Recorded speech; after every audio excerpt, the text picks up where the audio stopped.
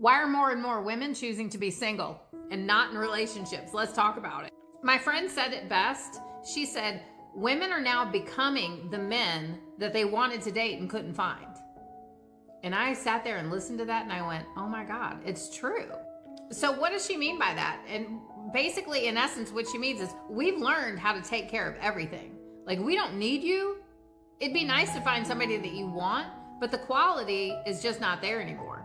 I heard another woman say, the most tears that I have ever cried were because of a man.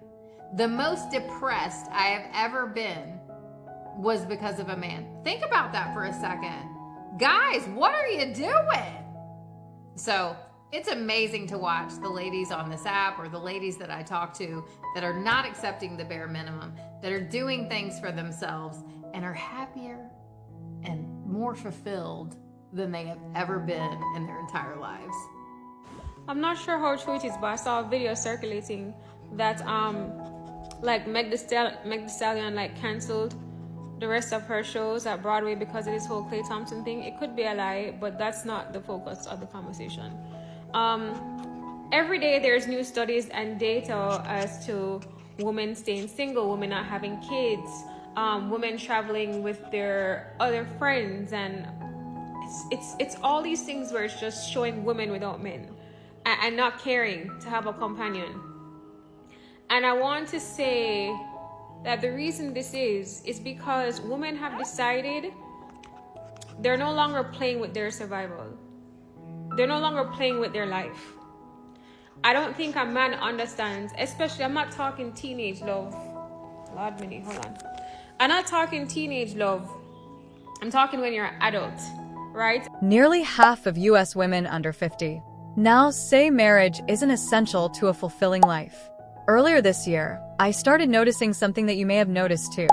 Single women were everywhere. At dinner parties, community events, and fundraisers, I saw more and more women arriving and leaving alone. A 2025 Hinge study found that 81% of single women over 35 said they would rather stay single for the rest of their lives than be with the wrong person. Not 8%, not 18%, 81%, and yet the world still looks at a single woman and asks what went wrong with her. This video is not about what went wrong. This is about what she figured out. Here are every reason why women are choosing to stay single, and why more are making that choice every single year. But before we get into it, I want to make one point clear, so stay with me. More women are single today than at any point in recorded history. 1/3 of all American adults are currently single, and among women specifically, the numbers are climbing year over year. The median age for a woman's first marriage hit 28.6 in 2025, the highest it has ever been. Women with advanced degrees are 78% more likely to delay or avoid marriage altogether. And in a 2024 Forbes survey, 62% of women under 40 said the primary reason they were staying single was that they did not want to compromise on their lifestyle. Not heartbreak, not fear of commitment, but by choice. This is not a crisis. It is a shift.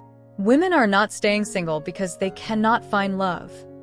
Many of them are staying single because they have found something else first, themselves, their peace, their standards, their life, and they are unwilling to trade any of it for a relationship that does not meet the bar. That bar is not unreasonable. That bar is simply higher than what many of the available options have been willing to meet. Here are the 8 reasons behind that choice, explained honestly without judgment from both sides. The peace. Ask any woman who has been in a draining relationship what she misses most about being single, and she will almost always say the same thing: the quiet. Not the absence of noise, the absence of tension. The specific lightness of a life that is entirely her own to manage without the weight of someone else's moods, expectations, unresolved issues, and emotional demands landing on her daily. Peace is not loneliness. They are almost opposites. Loneliness is the ache of wanting connection that is not there. Peace is the satisfaction of a life that does not require managing someone else's chaos to survive.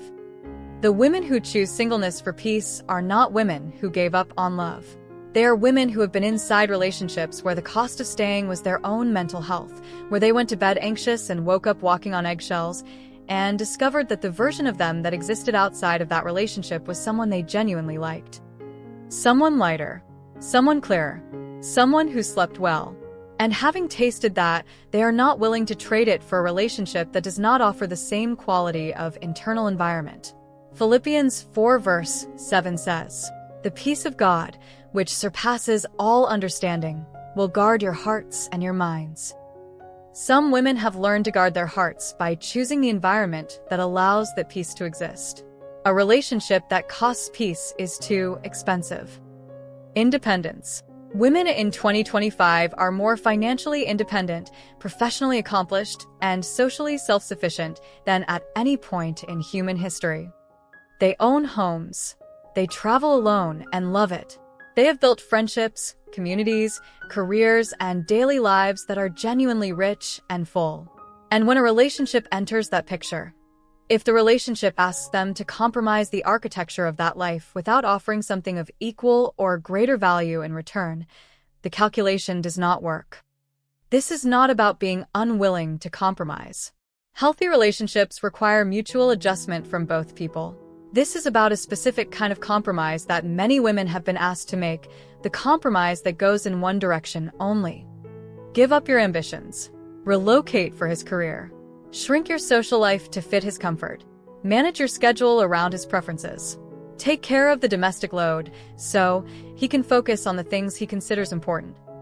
A 2024 Forbes survey found 62% of women under 40 cited not wanting to compromise on lifestyle as their primary reason for staying single. That number is not evidence of selfishness. It is evidence that women are no longer willing to accept a relationship as a net loss. They want a partner who adds to their life, not one who asks them to reduce it. The woman who built something beautiful on her own is simply waiting for someone worthy of being invited into it. Done settling. Most women who are consciously single have a history, not necessarily a dramatic one, but a history of choosing men who were almost right, who had enough good qualities to make staying feel reasonable and enough unaddressed problems to make staying feel like a slow drain. They stayed because the relationship was not bad enough to justify the pain of leaving. They stayed because people kept telling them nobody is perfect. They stayed because the alternative, being single, felt like failure. And then one day they left, or it ended, and they found out the alternative was not failure at all. Settling is not always choosing an obviously bad person. More often it is choosing someone who is fine, someone who treats you okay, who is not unkind, who checks most of the surface-level boxes, while quietly ignoring the thing you need most that they consistently cannot give you. Emotional availability, shared values, the willingness to grow, genuine spiritual compatibility. Women who have done this once or twice learn to identify the settling pattern earlier. They recognize the almost right energy faster. They feel the slow drain begin sooner. And they make a different decision, not because they have become impossible to please, but because they have become honest about what they actually need. That honesty is not pickiness. It is self-knowledge. And self-knowledge is what protects them from spending another 5 years in almost healing. Some women are single not because they have chosen it as a permanent lifestyle, but because they are in a season, a specific, intentional season of recovery from something that cost them significantly. A long relationship that eroded their sense of self. A betrayal that rewrote everything they thought they knew about someone they loved. A pattern of choosing wrong that they have decided to understand before they repeat it. They're not hiding. They're working. And the work of genuine healing is incompatible with rushing into the next thing before it is complete. Research consistently shows that women who enter new relationships before processing what happened in previous ones are significantly more likely to repeat the same dynamics, choosing similar partners, falling into similar patterns, experiencing similar pain. This is not a character flaw. This is the predictable result of bringing unexamined wounds into new environments. The women who choose to be single during their healing season understand something important. You cannot love someone well from a depleted, unexamined place.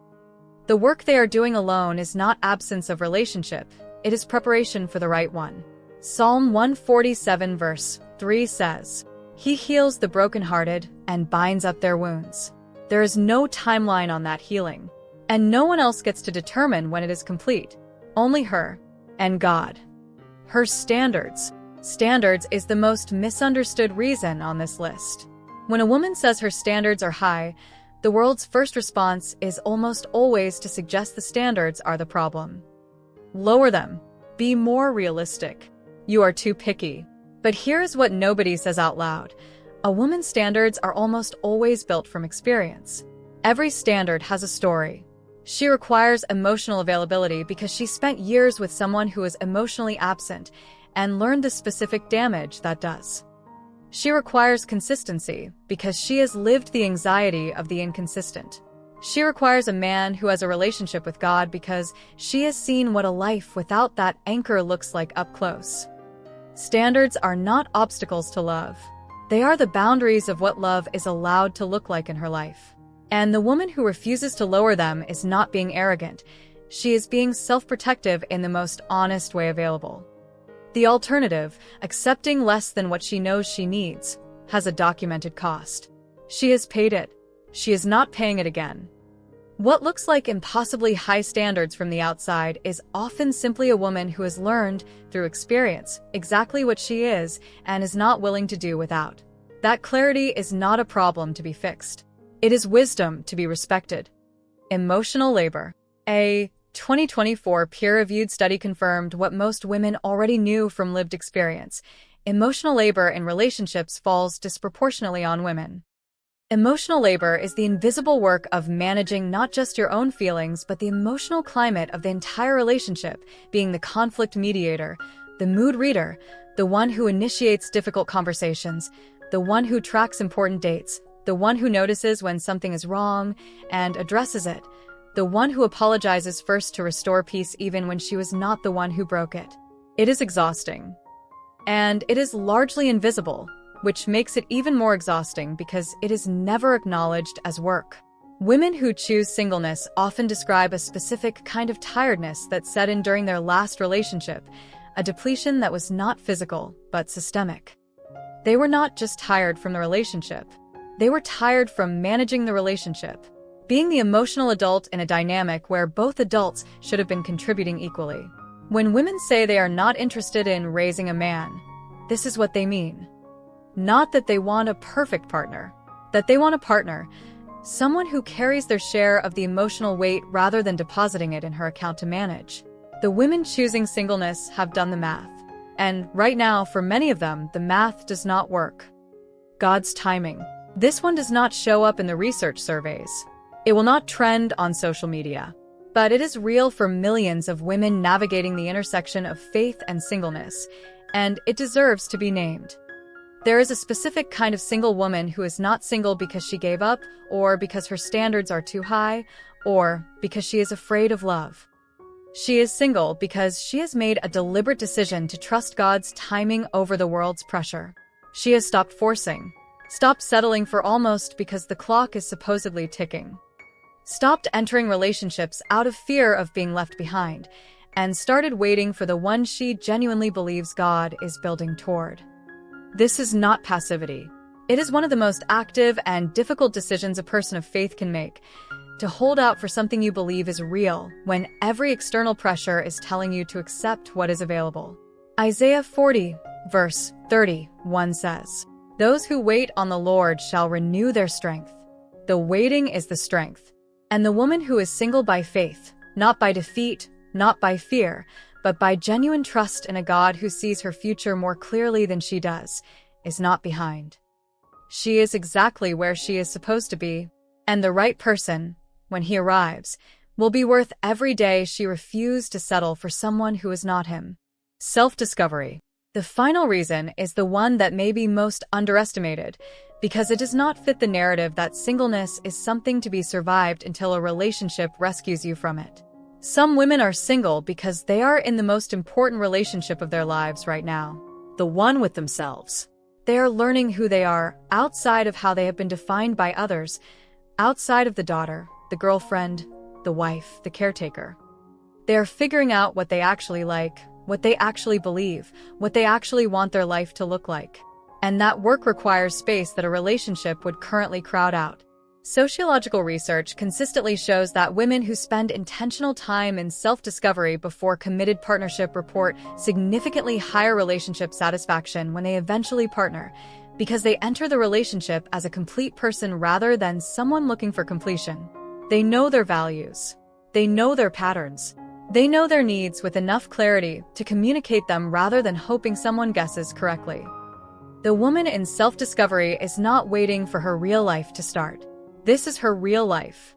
This season of becoming, of meeting herself honestly, of building a relationship with her own soul, is not the prequel. It is the story. And the partner who eventually enters it will be entering something fully formed and genuinely beautiful. 8 reasons. All of them valid. None of them requiring an apology. The woman who chooses singleness, for peace, for healing, for standards, for faith, for herself, is not broken, not bitter, not giving up. She is making one of the most self-aware decisions a person can make, refusing to trade her well-being for the appearance of a relationship. And if you are a man watching this video is not an indictment. It is information. The woman you want is building something. She is healing something. She is waiting for something specific. And the question worth asking is not why she will not settle. It is whether you are becoming the kind of man she would not have to. Tell me in the comments, are you single by choice right now? And what is the reason that resonates most? This is a safe space.